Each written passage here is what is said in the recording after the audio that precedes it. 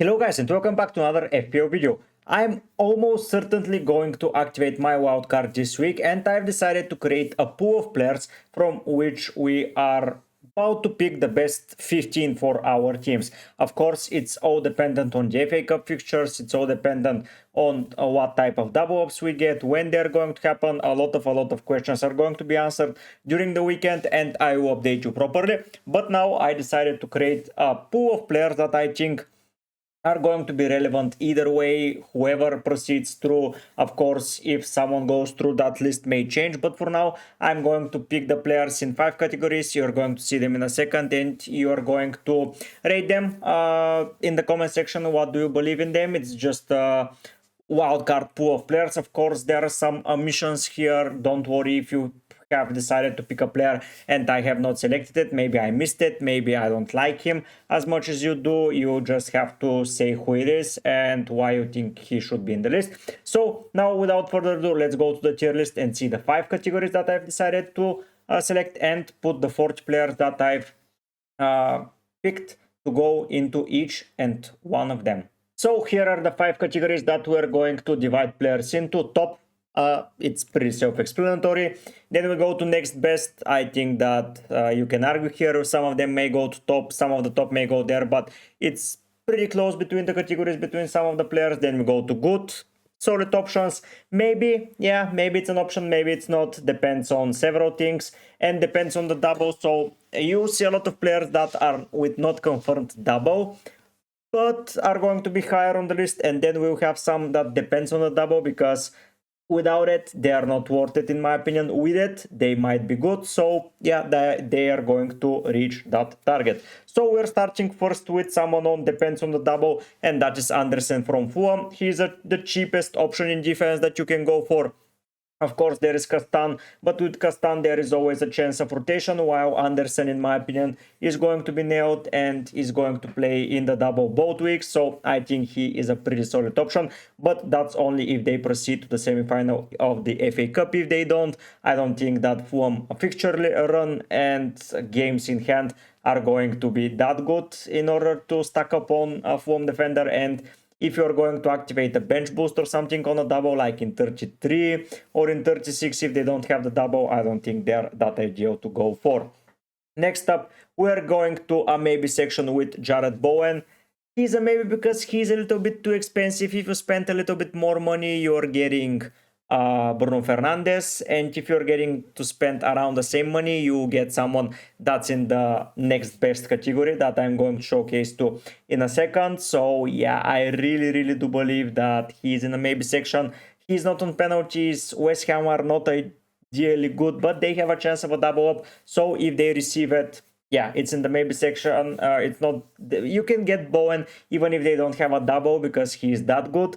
But at the end of the day, I would think it's going to be ideally to get him if and when the double ups are confirmed, and if you know that he will be having a double. So he's a little bit low in these categories. Next up, we have Dan Burn, and I'm putting him into the next best. I know that this seems a little bit rough to put him, but he's on 8 yellow cards, and pretty soon he may get a 2 games ban. And if he gets it for the double up, I'm not going to be very happy. Of course, if you believe that he's going to be keeping himself clean and he is not going to risk his yellow card suspension, yeah, he's a good option, but he can get a yellow card in the 1 week, so he misses the other one. So it's pretty rough to decide should we go there or should we not. So I'm going to stay away from Dan Burn at the moment. I think there is a better defensive option for around the same price that is going to be nailed, and you're not going to risk the yellow cards. Then we're going into the could get slash maybe section, and we're picking Elanga. It really depends on if they have a double or if you need someone cheap to go into that position, because there are some other cheap players that are going to be very solid, and I think at the end of the day Elanga is good. But if he has a double up, he becomes even better. If he doesn't, yeah, it is what it is. So I'm going to select him here. Next up, we move to Enzo Fernandez, and he enters the good category. It's an okay pick because he's cheap, he's reliable, and you can use him in any sort of formation. Of course, they do not have a double, but there is a good chance here that you may not need to free hit in 34. And if you don't want to free hit, picking a player from Chelsea that's going to have a fixture in 34 for sure, it's a good thing to have. They have a good fixture on also, so you can rely on him when you are not doubling up. If you decide to bench boost in 33, you can rely on him, even though he's in a single week. Then if you go and see Nico Jackson is back in training, so Neto now drops down to the list, but Enzo Fernandez can be played at a cam position, can be played as a holding midfielder. You can rely on him to get at least 3 of the points, so I think that it's going to be great to have him.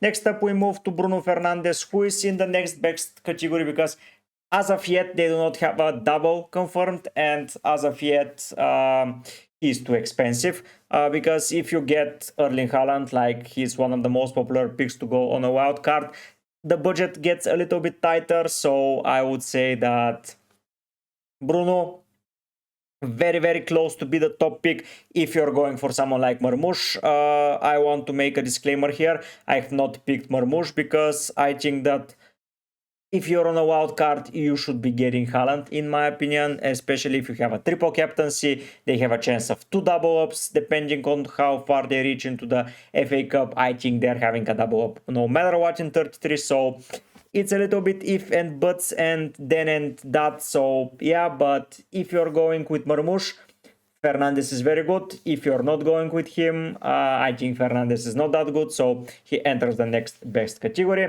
First player in the top category is Guardiola. I know that he's expensive, and I think he has a small injury, but we will know if he will be fit because of the FA Cup fixtures. So he enters the top frame where Pep Guardiola will rely always on him. He's expensive, yes, that's not something that you are going to say it's not true, but if you get him now, you can keep him throughout the whole season, which is very good, as they end up with a good fixture run and they almost do not have anything hard to see or to play against. So yeah, I'm picking Guardiola into the top section. Moving then into the next pick, it's going to be Gabriel. He's in the good category because he, yes, is amazing offensively, good defensively, amazing defensively, let's say. But at the end of the day, Arsenal, first of all, do not have a double confirmed. Secondly, they are going to be focusing on Europe, at least in my eyes. They have fixtures against Real Madrid, so they may even rest someone if they just drops a little bit more points before game week 30. After 31, if they're over 12 points behind Liverpool, I think they're just going to forget about the Prem and focus on the UCL, so Gabriel may get some rotation. I'm not saying that he is, because he didn't get that rotation in UCL when they had to go through for sure. So yeah, he enters the good frame. If you have him, I don't think it's that bad, but if you're on a wild card, I don't know if I'm going to keep him. Entering next best player is going to be Eze.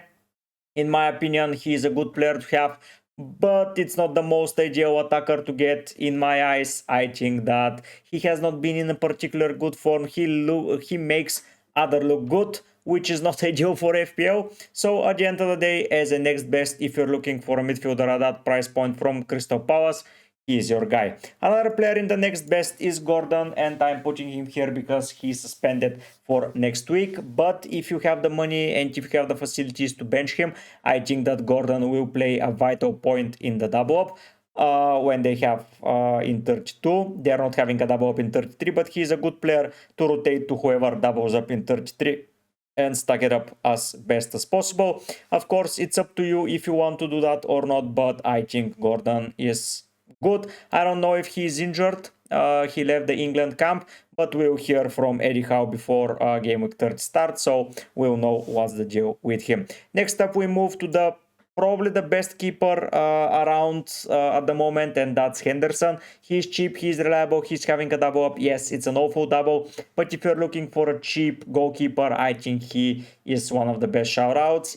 Especially if he has 2 double ups in a row, I think you can get a lot of value out of him.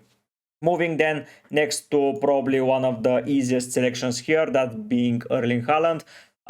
If you have a triple captaincy left, like I do, for me he's a top pick. Even if you don't, you have a chance to captain him in 2 double ups, which is a lot, and if he gets back to those goals, you will want him into the squad, and it's going to get ugly if you don't have him, because someone like me with 300 effective ownership, if he gets around 15-20 points, I think it's going to skyrocket some ranks, and you need to just handle the damage.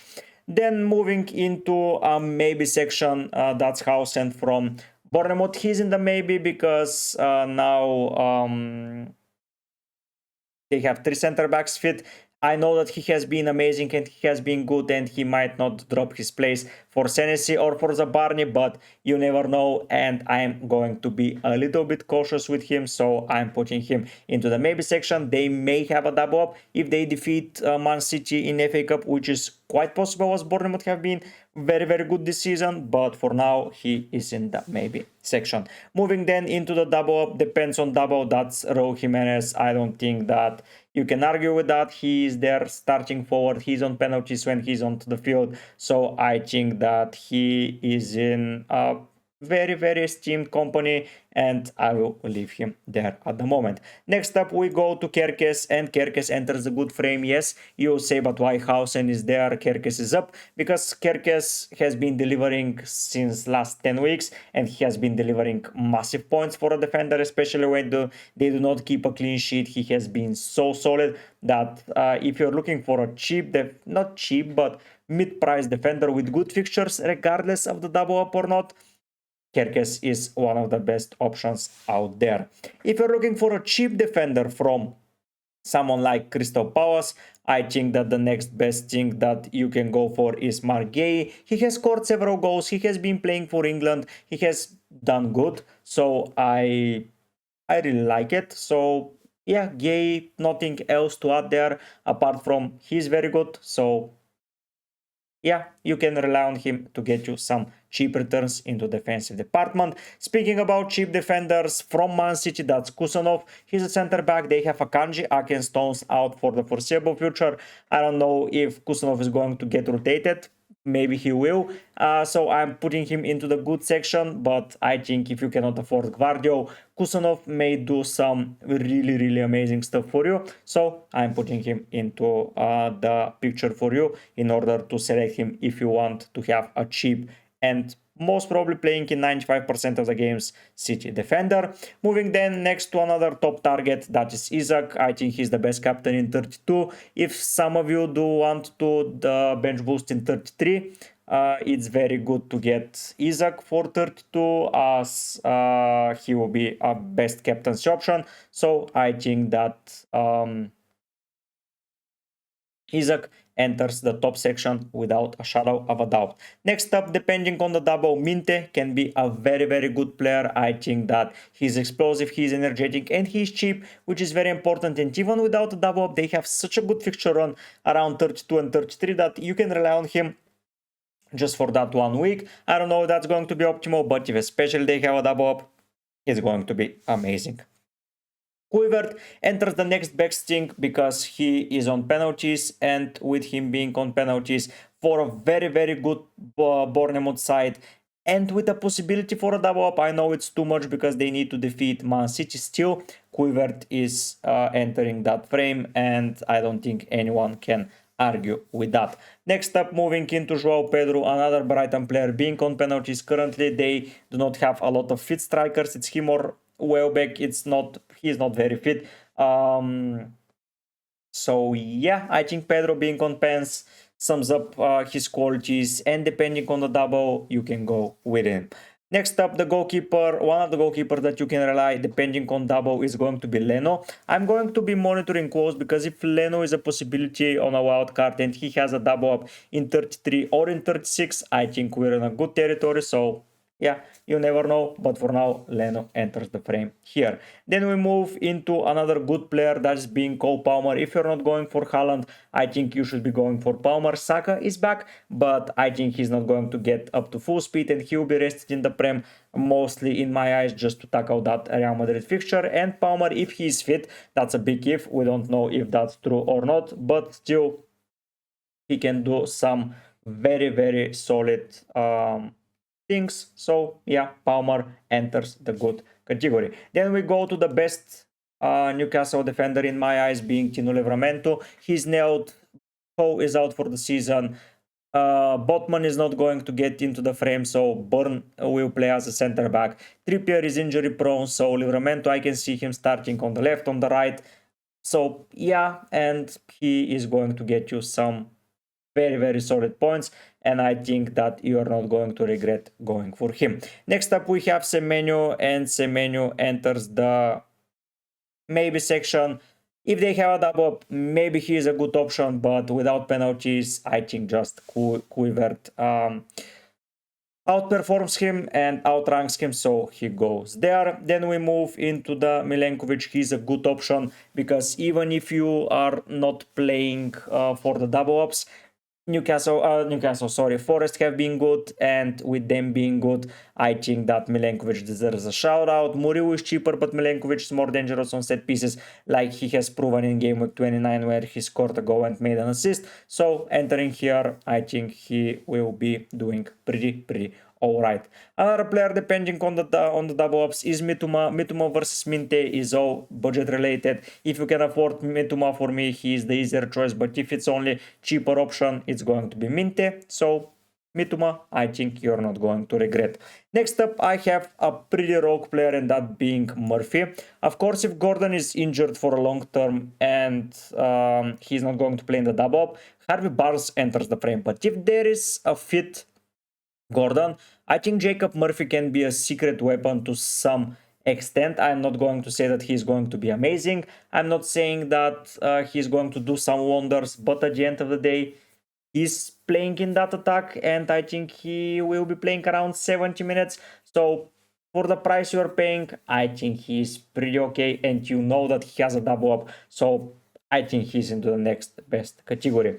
Then moving into Konsa, he's into the maybe section because yes, Aston Villa are 95% sure in my eyes that are going to have a double up, but at the end of the day, it's against Newcastle and City, so how many clean sheets they're going to keep? That's an interesting question. In 32, they face Southampton, so you can get a 32 Southampton game time and then double up in 33, so that's why he's in the maybe section, but at the end of the day, if you don't care that much about the 32 double up and to use the bench boost, Konsa just becomes irrelevant. Another player in the maybe section, it's Hudson-Odoi. It's Elanga versus Hudson-Odoi. It's completely your choice. Like, Hudson-Odoi scores a lot of goals outside of the box. On the other hand, someone like Elanga is a little bit more nailed for that position and plays longer onto the field. So it's in the maybe section. Just whatever I said for Elanga counts for Hudson-Odoi. Another maybe keeper is Raya, because I mentioned that they will focus on the Europe competition, but I don't see them benching Raya. So if you're looking for a way to that Arsenal defense, I think that Raya is the shout out. I don't know if that's going to help you or not, but yeah, Raya, okay player to have, okay move to make. Then moving into another, depending on the double player, it's Robinson. He's currently injured, so I don't know what's going to be the upside for him to go now with him. Maybe if he doubles up in 36, you can get him then. If not, yeah, all the better. So we'll see on on Sunday, is it going to be Fulham, Brighton, Forest, Palace, Bournemouth, City, Villa, who is going to have blank, so we'll know all the information. A top player, regardless of what your strategy is, Salah. Even if you double up on want to have 15 players with double ups, I think Salah is that good that he counts as 2 players. So yeah, Salah is the easy choice here. An okay keeper to pick if you're looking for a solid keeper for the foreseeable future is Sales. I don't think I need to say anything about him. He is just amazing player that you need to get a hang of and keep him in your side if you're not planning to double up, to have 2 keepers with 2 double ups. So yeah, Sales, I pretty much like him. Verbruggen as well, depending on the double, you can pick him game weeks 32 and 33, good fixtures. So I'm hoping that Brighton go through, so we have some keepers and cheap players from Brighton to select from. Chris Wood, it's in the good section. I would say that if he has a double up, he becomes a next best / top category player, but for now, he picked up an injury. I'm not quite sure if he's going to play. We're going to see on Sunday, so we don't have to guess. But at the end of the day, I'm going to pick him into that category. A top player is going to be Munoz. I think the best defender to have on the double up is Munoz.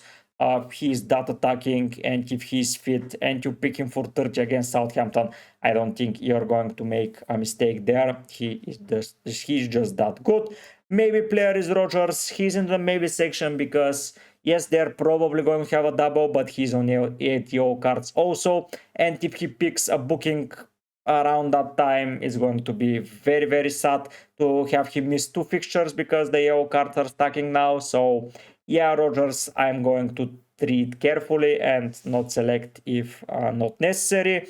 Another top player that is just very good to have is Mateta. I think that if they go out of the FA Cup, they will focus on the league. If they keep it, if they go through, they'll have a double up. So either way, I think Mateta is amazing to have. And another cheap player from Palace to get is going to be Ismail Assar.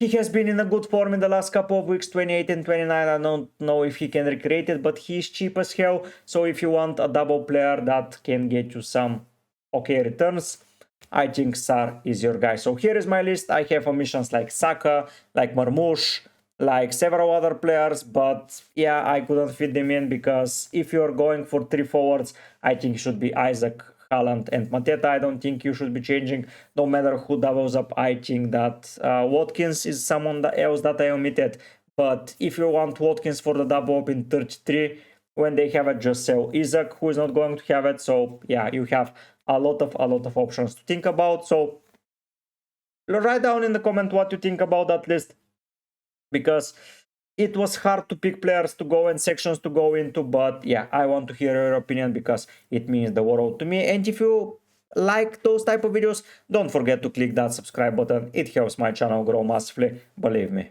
Before we go out, as per usual, special shout out to all the members of the channel: Seth, Florin, Zach, Oscar, Papas, Kauser, Hem and Mitro. Thanks so much for being members of the channels. It means the world to me.